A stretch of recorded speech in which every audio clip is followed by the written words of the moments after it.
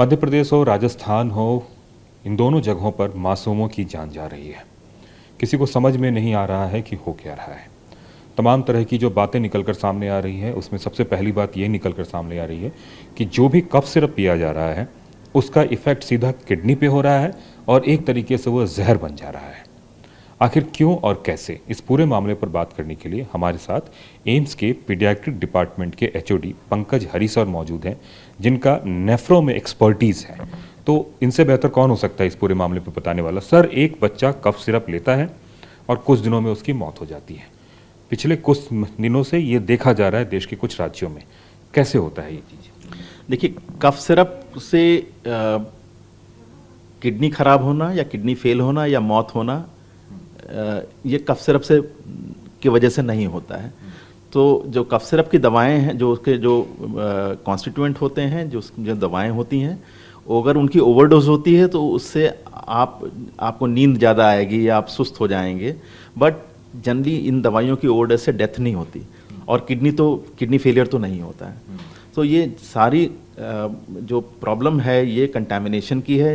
ये इसके अंदर जो कफ सिरप हैं, इसके अंदर डाइथिलीन ग्लाइकॉल नाम का एक केमिकल है जो कि ड्रग मैन्युफैक्चरिंग के दौरान इसे as a cheap alternative use कर लिया जाता है फॉर प्रोपेलिन ग्लाइकॉल, जो बॉडी में जाकर के एब्जॉर्ब होकर के आपकी किडनी तक पहुंचता है ब्लड सर्कुलेशन से, और किडनी में पहुंच करके इट देन कॉजेज आपकी किडनी के जो ट्यूब्यूल्स होते हैं उनको डैमेज करता है और किडनी यूरिन आना बंद हो जाता है, किडनी फेलियर होता है, और साथ में ब्रेन की भी समस्याएं, एन्सेफेलोपैथी या होश गुम जाना और कोमा होना, ये होता है। कितना खतरनाक है। सपोज कीजिए कोई बच्चा कफ सिरप लिया जो एडल्ट्रेटेड है, लेने के कितने दिन बाद और कितने घंटे बाद इस तरह का सिम्टम होता है और इन जनरल डेथ कितने दिन में हो जाता है? सो टिपिकली जब वो सब्सटेंस बॉडी में जाता है तो सबसे पहले पेट के सिम्टम्स शुरू होंगे, जिसमें कि वॉमिटिंग होना, दर्द होना, पेट में दर्द होना, उल्टियाँ होना, और उसके बाद जब ये अब्जॉर्ब होकर के सर्कुलेशन में पहुँच के किडनी में पहुँचता है तो 48 घंटे 72 घंटे में किडनी का शटडाउन होगा, पेशाब आना बंद हो जाएगा, और जब ये चीज़ और आगे बढ़ती है तो साथ में होश भी ख़राब होता है इन बच्चों का, और generally within a week, हफ्ते के अंदर ये सारी प्रोसेस हो जाती है, और ये पूरी टॉक्सिसिटी और ये पूरा जो और अगर ट्रीटमेंट अगर किडनी फेलियर का नहीं किया जाता है तो फिर पेशेंट की जान चली जाती है। मतलब 3 दिन में ही सारा ये असर शुरुआत हो जाती है। 3 दिन में। डॉक्टर साहब, आप काफ़ी एक्सपीरियंस है आपका। दिल्ली में भी, मतलब दिल्ली एनसीआर में भी इस तरह के मामले आए थे, बताया जाता है कि 1998 में। क्या वो वाकया था? क्या आप उस बात के गवाह थे तभी?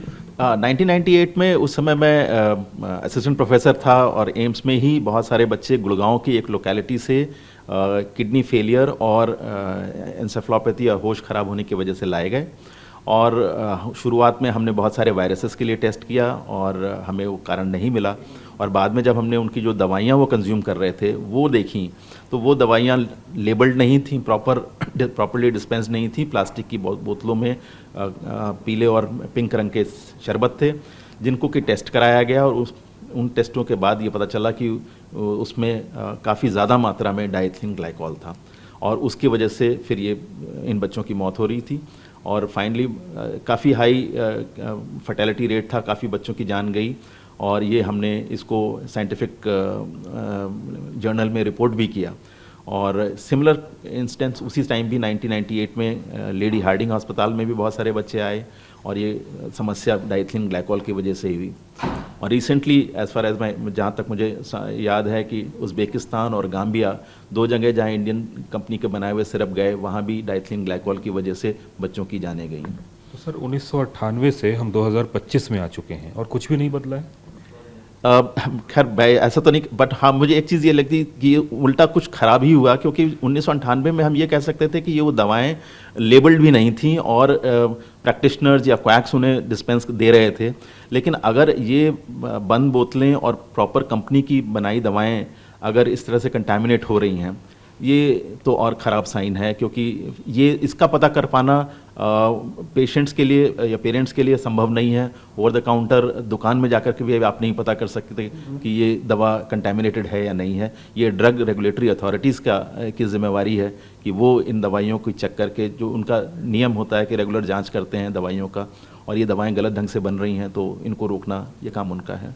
साल 2019 से लेकर साल 2025 तक देश हो या विदेश हो, भारतीय कफ सिरप की जो कंपनियां हैं, कई सारी कंपनियों की दवाओं की वजह से आंकड़े कहते हैं लगभग 300 के आसपास डेथ हुई है। अगर हम 1998-99 की बात करें तो उस समय कितनी डेथ्स हुई, कुछ आइडिया है?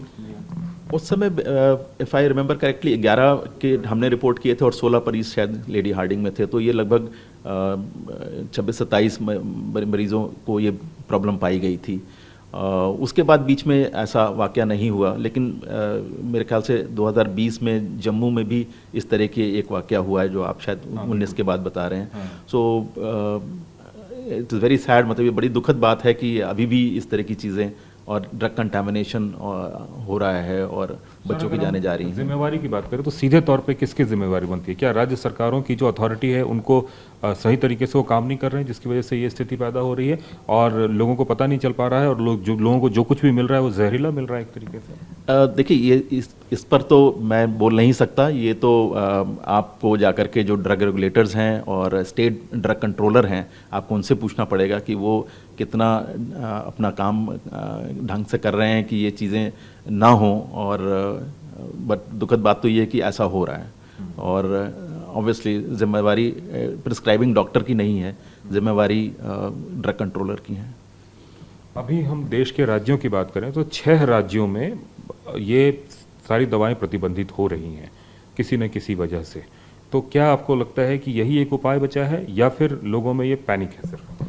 देखिए, प्रतिबंध लगाना तो सही बात नहीं है। अगर ये मैंने आपको बताया कि जो 98 में जब ये वाक़या हुआ था तो ये पैरासीटामोल के साथ हुआ था, तो क्या पैरासीटामोल पे भी प्रतिबंध लगा देंगे? फिर बुखार ठीक करने के लिए क्या दवा यूज़ करेंगे? तो ये समस्या का समाधान और केवल कफ सिरप ही नहीं, हर दवा में कंटामिनेशन का रिस्क होता है और आई एम श्योर हो रहा होगा। और इसके लिए ड्रग कंट्रोलर को मुस्तैद होने की ज़रूरत है रादर दैन कि दवा ही लेना बंद कर दिया जाए जहां दवा की आवश्यकता है। अभी जिन लोगों ने भी अडल्ट्रेशन ले लिया, क्या उसमें बचने के थोड़े से भी चांस है? अगर किसी ने पी लिया तो कितनी जल्दी हम उसको अस्पताल ले आ पाएँ या फिर कोई चांस नहीं है जिसने पी लिया तो? नहीं, ऐसा नहीं है। डिपेंड कंटामिनेशन के मात्रा पे डिपेंड करता है। अगर आपने बहुत कम मात्रा ली है तो हो सकता है सिम्टम्स माइल्ड हों और आप रिकवर भी कर जाएं। तो अगर इसमें अगर ऐसा कभी लग रहा है आपको कि अगर इस तरह के सिम्टम आ रहे हैं, आप तुरंत जल्दी अस्पताल पहुँचें। वहाँ पे इन बच्चों की डायलिसिस भी की जा सकती है और कई बार किडनी फेलियर अगर ज़्यादा ख़राब होता है और रिकवरी भी हो जाती है, बट डिपेंड करता है कि कितनी देर से आप पहुँचेंगे, तो चांसेस कम हो जाते हैं। और इसको काउंटर करने के लिए एक दवा भी है जो कि पहले अवेलेबल नहीं थी। फोमिपिजोल करके नाम से एक दवा है जो कि यूज़ की जा सकती है अगर आप ये डायग्नोसिस प्रूव कर लेते हैं कि ये डायथिलीन ग्लाइकॉल की वजह से आपके बच्चे में एन्सेफेलोपैथी या होश खराब होना और किडनी फेलियर हो रहा है, तो इसका इस्तेमाल किया जा सकता है।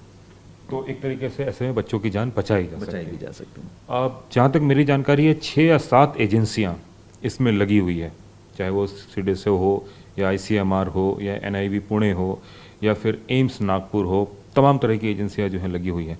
इसके बावजूद भी एक तरीके से हम वहाँ तक नहीं पहुँच पा रहे हैं जहाँ तक हमें पहुँचना चाहिए। कल भी एक बच्चे की मौत हुई है। तो आपको क्या लगता है, तत्काल प्रभाव से रोकना देश के दूसरे राज्यों में भी जरूरी है या फिर डॉक्टरों को चाहिए कि प्रेस्क्राइब जो करे वो अपने एक हिसाब से करें? तो अभी तो यही समझ आ रहा है कि इन दवाइयों, क्योंकि ये बहुत सारी दवाइयाँ सर्कुलेशन में ऑलरेडी पहुँच चुकी होंगी और इन्हें वहाँ से हटाना मुश्किल होगा। तो फिलहाल चूँकि कफ सिरप्स इतना ज़रूरी भी नहीं होते हैं अनलेस अनटिल कि बहुत ज़्यादा किसी को ख़राब खांसी है, तो फिलहाल तो यही किया जा सकता है कि आप एटलीस्ट उन्हें उनका कंजम्पशन रोक सकते हैं। क्योंकि बहुत बार कफ सिरप की इतनी आवश्यकता भी नहीं होती। आप अगर बुखार है तो केवल बुखार की दवा लेने से भी काम चल जाता है ज़ुकाम खांसी में, और होम रेमेडीज़ जो हैं, घरेलू उपचार से भी काम चलाया जा सकता है अगर बहुत सीवियर नहीं है। जैसे मान लीजिए किसी को नोज रनिंग हो रही है, आम तरह से बच्चों को ऐसे ही होता है, नाक से पानी बह रहा होता है और वो खांसने लगता है, तो ऐसे में क्या घरेलू उपाय है और अगर कफ सिरप देना है तो कितना देना है? कफ सिरप, देखिए कफ सिरप के अमाउंट जो है वो डॉक्टर के प्रिस्क्रिप्शन से दिया जाए और वो बच्चों के डॉक्टर जो है बच्चों के वजन के हिसाब से दवाई लिखते हैं, उनसे ओवरडोज की प्रॉब्लम नहीं होती है। और ओवर द काउंटर खुद जाकर के दवा शॉपकीपर से ना खरीदें और उसकी एडवाइस पर दवा ना लें, क्योंकि उसमें ड्रग ओवरडोज की समस्या हो और सकती है। देसी इलाज की अगर बात करें, देसी इलाज में अगर नाक बंद है तो आप सेलाइन ड्रॉप्स, जो कि सिंपली प्लेन वाटर, हल्का नमकीन पानी जो है वो डालते हैं, अगर जिसको सेलाइन बोलते हैं, उससे भी नाक खुल जाती है और उसमें कोई दवा की आवश्यकता नहीं होती। और खांसी के लिए आप हनी का भी इस्तेमाल कर सकते हैं। एक आखिरी सवाल डॉक्टर साहब पूछना चाहूँगा कि अब जिस समय आप लोगों ने रिपोर्ट बनाई थी, उस रिपोर्ट पे क्या तभी कोई अमल हुआ या फिर वो सिर्फ ठंडे बस्ते और फाइलों में चला गया? देखिए, हमने जो रिपोर्ट बनाई थी वो तो साइंटिफिक, जो हमारी साइंटिफिक बॉडीज़ हैं और जो जर्नल हैं उसमें पब्लिश किया था कि जो ट्रीटिंग जो डॉक्टर्स हैं उनको अवेयरनेस रहे कि इस तरह के अगर सिम्टम हो तो आप हमेशा इस टॉक्सिन या इस कंटेमिनेशन का ध्यान रखें। और इसके साथ में जहाँ तक मुझे ध्यान है, ये सारा मामला इन्वेस्टिगेट भी हुआ था, लेकिन मुझे कोई ख़ास जानकारी नहीं है कि उसके बाद उन लोगों को कुछ पेनल्टी लगी या कुछ इस पर एक्शन हुआ। तो बात साफ है कि बीमारी पुरानी है, चाहे वो 1998 की हो या 2025 की हो, लेकिन इलाज का तरीका बिल्कुल भी वही है, कुछ नहीं हो रहा है। अगर कुछ होता तो शायद ये नौबत नहीं आती। कैमरामैन गजेंद्र के साथ कुमार कुंदन, TV9 भारतवर्ष, दिल्ली।